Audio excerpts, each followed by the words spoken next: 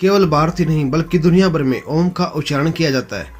कुछ विद्वान इसमें अपनी क्रिएटिविटी शामिल करते हैं और कुछ, जैसा शास्त्रों में लिखा है, बिल्कुल वैसा ही उच्चारण करते हैं। लेकिन सवाल यह है कि ओम संस्कृत भाषा का एक अक्षर है अथवा पूरा शब्द है, और ओम की उत्पत्ति कहाँ से हुई, आइए जानने की कोशिश करते हैं। ओम क्या है और इसे इतना महत्व क्यों दिया गया है। अब तो वैज्ञानिकों ने भी यह मान लिया है कि ओम एक ऐसी ध्वनि है जो ब्रह्मांड में सदैव गूंजती रहती है।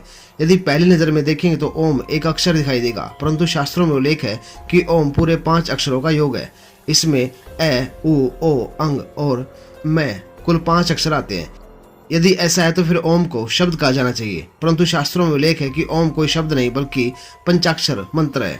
यहाँ बताना जरूरी है कि मंत्रों में कई शब्दों का संग्रह होता है, परंतु यह एकमात्र ऐसा मंत्र है जिसमें मात्र 5 अक्षर है, और यह ब्रह्मांड का सबसे छोटा लेकिन सबसे शक्तिशाली मंत्र है। शास्त्रों में यह उल्लेख भी है कि ओम ही ब्रह्मांड की उत्पत्ति, सृष्टि और संचालन का कारण है। यही कारण है कि पूरे ब्रह्मांड में सभी भाषाओं में, यहाँ तक कि सभी जीवों के द्वारा किसी न किसी प्रकार से ओम का उच्चारण किया ही जाता है। ओम की उत्पत्ति कहाँ से हुई? ऋग्वेद और यजुर्वेद में ओम का उल्लेख मिलता है। भारत के कई उपनिषदों में ओम का भरपूर उपयोग देखने को मिलता है। मुंडको उपनिषद में तो यह भी स्पष्ट किया गया है कि ब्रह्मांड में जो हमेशा से उपस्थित है और सौर मंडलों के बनने एवं बिगड़ने की करोड़ों वर्ष लंबी प्रक्रिया के बाद जो उपस्थित रहेगा वह ओम ही है। मान्यता है कि ओम की उत्पत्ति भगवान शिव के मुख से हुई है।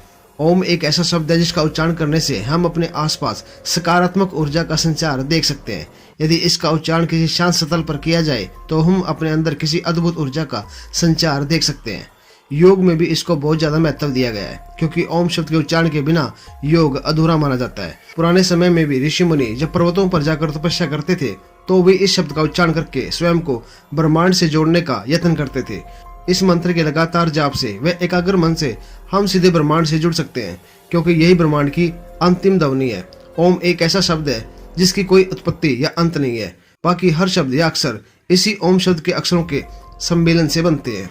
आपको यह जानकर आश्चर्य होगा कि अन्य धर्मों में भी ओम को अपने अंदर सम्मानित किया गया है, बस कुछ अलग रूप में। ईसाई धर्म के लोग आमीन बोलते हैं, जो इसी ओम शब्द का ही प्रतीक है। इसी प्रकार इस्लाम में आमीन शब्द का प्रयोग किया जाता है। सिख धर्म में ओमकार शब्द का उल्लेख है, जो ओम के गुणों का वर्णन करता है। इसी प्रकार अन्य धर्मों, जैन, बौद्ध इत्यादि में भी इसे अलग अलग रूपों में शामिल किया गया है।